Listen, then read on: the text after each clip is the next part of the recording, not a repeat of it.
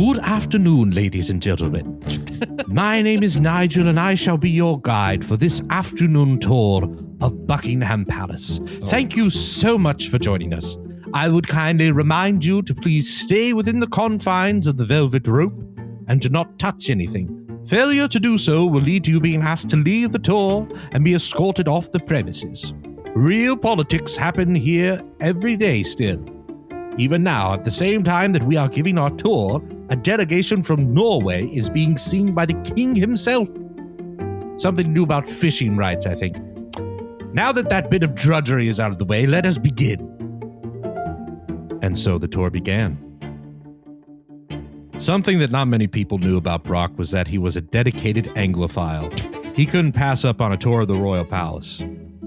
The tour winded its way through the many halls of Buckingham. They looked at suits of armor, royal chambers, dining halls, portraits of distinguished lords and ladies of older times. It was all fascinating. And now I will direct your attention to this coat of arms above the fireplace, said Nigel. From the 14th century, it belonged to the Duke of... But before he could finish his sentence, another palace employee rushed into the room, his face stricken with fear. All these people need to be evacuated immediately. One of the diplomats from Norway has lost his bloody mind and is rampaging through the palace. Great Scott, are they armed? Asked Nigel. No. Well, yes, sort of. Just then, a commotion was heard down the hall.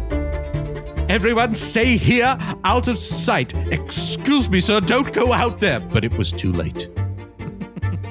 Brock stepped out into the hallway to see who it was that had ruined his royal palace tour. And there, at the end of the hall, sat the perpetrator. An Arctic polar bear in a three-piece suit and glasses. Oh, shoot. He was chewing on a piece of armor that had belonged to King Henry VIII. Hey, buddy, said Brock. I know it's called a codpiece, but it's actually got nothing to do with fish. The bear directed his attention to Brock, standing to his full height. Okay, you're tall, said Brock. But it doesn't make any difference. I'm still gonna kick your butt. And when your friends find out, they're all gonna say, Norway.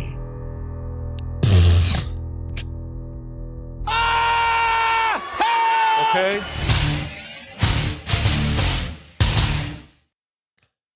You get it, Aaron? Like, no way? No, I understand. Okay, you're in the Proctagon. Hey, I'm Cameron. That's Sean. That's Aaron. I'm sorry. Here's our listener. Our polar bear in a three-piece suit. Just listen to the. Man. Just listen to the letter. This is gonna get ugly. Hey, Proctagon. I was watching a nature documentary about polar bears with my wife recently. They always seem to be narrated by British people for some reason, which got me thinking about the royal family and Buckingham Palace. And that began to make me wonder about what would happen if Brock Lesnar had to fight a polar bear in Buckingham, and how would that look? Let's say the polar bear is in a three-piece suit, so he's got some restriction of motion, and Brock has everything in Buckingham Palace at his disposal to fight said polar bear. How many times out of 10 do you think Brock defeats it? Looking forward to your answers, Gary from Indiana. Gary from Indiana. Hey, I don't...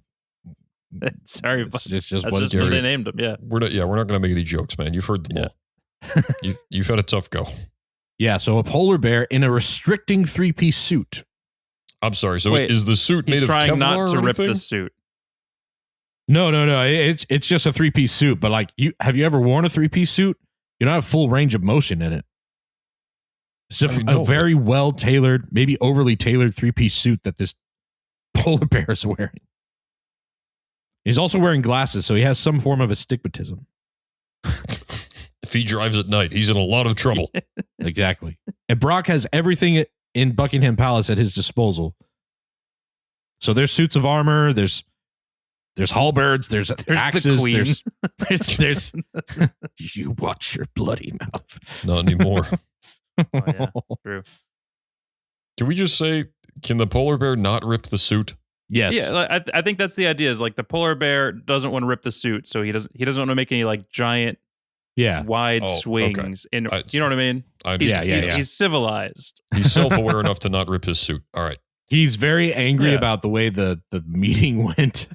I just know that this polar bear and Coach Scales would get along. Oh, there's yeah. definitely history. There is definitely history. I didn't name him, but I do believe, to me, his name is Carl. Carl the polar bear. I could believe that. Gustav, perhaps. Yeah. Yeah, I want him to be like an earl or a duke something. Carl Snoringborn, Duke of Jarlbarl or something. Well, I Carl haven't seen you Snorn. since I opened that shipping operation in Yarbow. How are you, sir? Oh, Coach Scales. To his voice again. Oh, Count Scales, to see you here. In this, how you say, neck of the woods, is a true delight. Would you come down to my cabin for some smoked salmon? Well, Carl, I do appreciate a certain accoutrements you do have with your communication. What? He just There are certain parts of your, shall we say, residence I do not find particularly appealing, but your people have perfected the sauna, if I do say so myself. Oh, yes. It's good to clear the mind and the pores. It's nice to have my dinner all warmed up for me. Are you going to try to eat me in this sauna? Are you looking up polar bears, Aaron? I was looking up Norway's cities. Like I want them to be named like IKEA Bergen or something like that. IKEA Birkin. Wait, we have a listener from Norway. Oh, That's true. oh boy. Listener from Norway, whose What did it name say? we forgot because it's been that long. I hope If you're still listening, please give us a name for this polar bear character. Maybe we'll use him again. I'm not just trying to make a joke. When you look up Norwegian word for bear, it's just bear. They saw the English word and they're like, that's good enough. Don't overthink it. Let's just call him Suit Bear, but you have to say it like Suit Bear. Suit bear. Suit Bear. Carl Suit Bear. Carl Suit Bear. I'm all in on Carl's Suit Bear. Yeah, that's it. Also, we've done 100 episodes and change. I'll say this is probably number 50 of us devolving into jokes about bears. Like, it doesn't really take a lot. I was just about to say, do you think like he's ever run into Bear Devil? I feel like he would more identify with Kingpin in that Yes. comparison. Yes. Big You white just guy see- in a suit. Me too. Vanessa. I too like to stare at the white surface and dissociate. This city is a cesspool, and I am the one to clean it. Our second favorite thing to do jokes about is Kingpin for some reason. That's true. Oh, man. You know, there are some towns like up in the Arctic on like islands and stuff where it's like, if you go outside, carry a gun Yeah, dude. Yeah. because there are legit like polar bears just like walking around. People have to take vitamin C pills all year round because of like the Wards off bears? Why? no, because Polar of bears the can't sun. stand vitamin C. Because They don't like the taste. Oh, no, I can't stand collagen synthesis.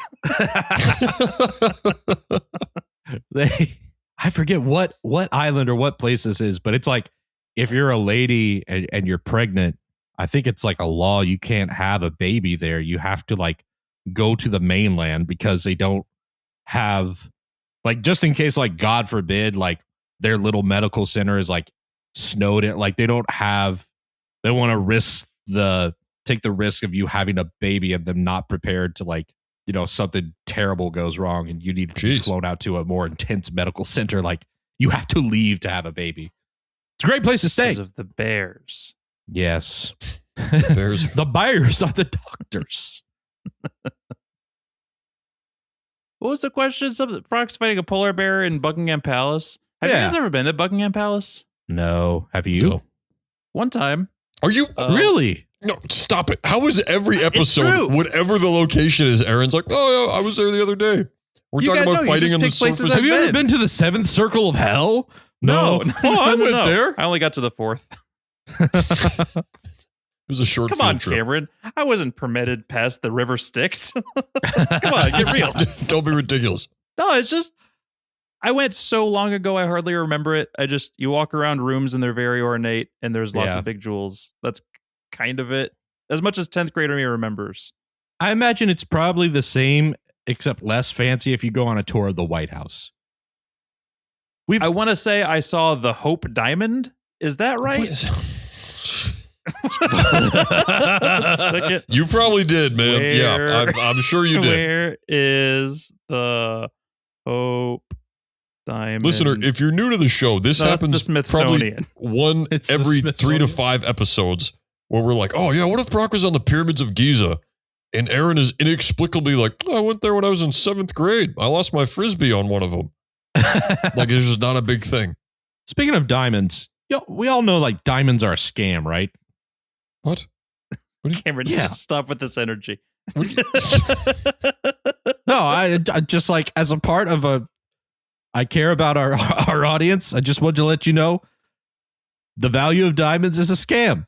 Yeah, and that's why you can't get a second date, Cameron. Yeah. Hey, I'll pay for your meal, but did you know diamonds are a scam and I'll never get you one? Because no, wait, hold on. Let him cook. By the way, love is a scam. Exactly. Okay, no, Cameron, that's the next step. No, let me just tell you, I've been listening to some stuff. There's this guy. You guys need to listen to this podcast.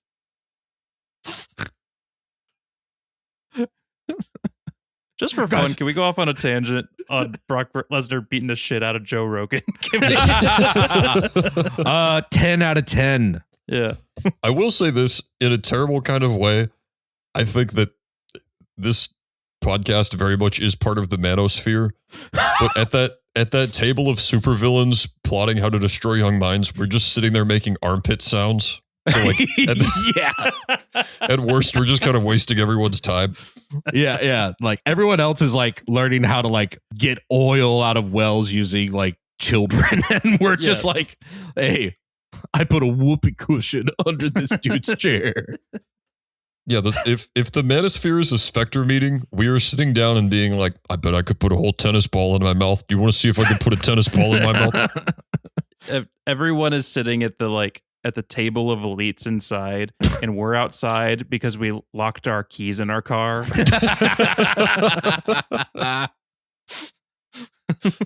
Listen, listener, if it was going to be us or Andrew Tate, I'm glad it's us. Stay here, young man. Yeah. Do you understand how terrible Andrew Tate has to be for us to be the better alternative for your development? Like, that's really bad. That's true. We may not be rich or wealthy or have women throwing themselves at us or have any cool kind of influence or know how to fight or know how to defend ourselves or the people or things we love. What's the point of this? What are we doing? What were we saying again? I lost track. Something about a bear in Buckingham Palace. You guys got your takes? I'm trying to figure out how much the suit stops him. Brock Lesnar defeats a polar bear so huge. They are huge. They are. They are the deadliest bears. Oh, by far.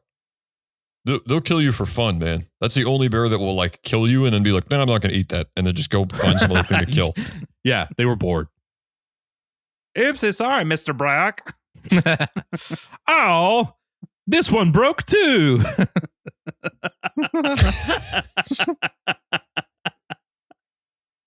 Brock Lesnar can get a sword. Yeah, there's weapons all over Buckingham Palace. He can't use a gun, right?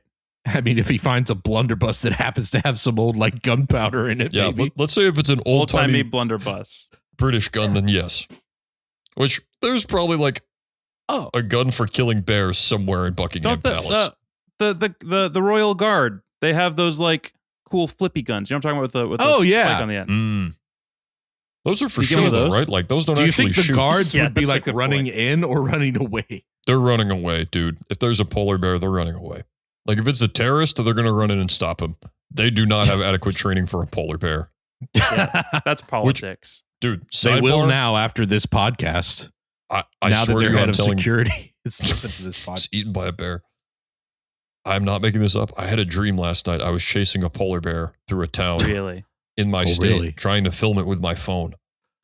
Oh. And I was like, oh, no way. Look at the polar bear.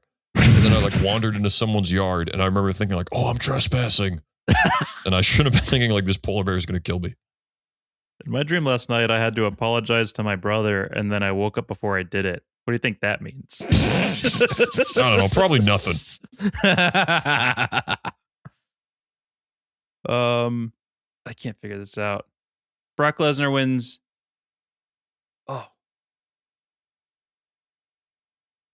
Brock Lesnar wins 3 times out of 10. Oh, man. Really? Yeah. Give him a big broadsword. I think he can eke out a couple, but it's still a polar bear. If the polar bear doesn't want to rip the suit, it's going to have to move on 2 legs. Which means Brock is really only dying if he gets too close. And he's really only getting close to the bear when he wants to. So I think the fight is happening on his terms. And for that reason, Brock Lesnar wins 9 times out of 10. No. Dude, listen to me. Everything happens on Brock's terms because the bear can't run. A bear on 2 legs cannot run faster than a person. So he's going to have his pick of the weapons in Buckingham Palace. He's going to be able to approach the bear when he wants. The bear's movement's going to be restricted. He might just push it down the stairs. Yeah, goad it to like go off a balcony. Yeah. Aaron, I'm serious. How do you think it kills him 7 times out of 10? And don't say it's a bear. Then we can end the podcast. It's a bear. It's the deadliest bear. So you have no explanation then.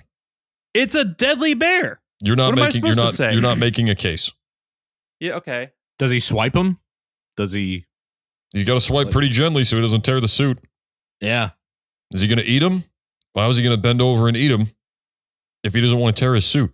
Is he going to claw him? He's going to have to claw him just right so he doesn't tear the fabric on the lapels. Or that shoulder seam is pretty flimsy. Cameron, what's your answer? No. Cameron, don't answer that. Aaron, explain yourself. Cameron, what's your answer? Aaron, so you have no explanation. It's a freaking polar bear. In a suit. I say 6 times out of 10. There we are. 3, 6, 9. Explain yourself. I don't have it. Shame on you. It's another episode of the Broctagon. I'm Sean. That's Cam. That's Aaron. Thank you so much for joining us. Be sure to join us next time. NBA star. I'm standing on my principles. No, these are not. It's a lack of principle. I'm not engaging with this. NBA star Zion Williamson is coming on the show. He's here promoting his new book, Broken Back and Broken Dreams. How 5 consecutive horses taught me I'm not going to make it as a jockey. We'll see you next time.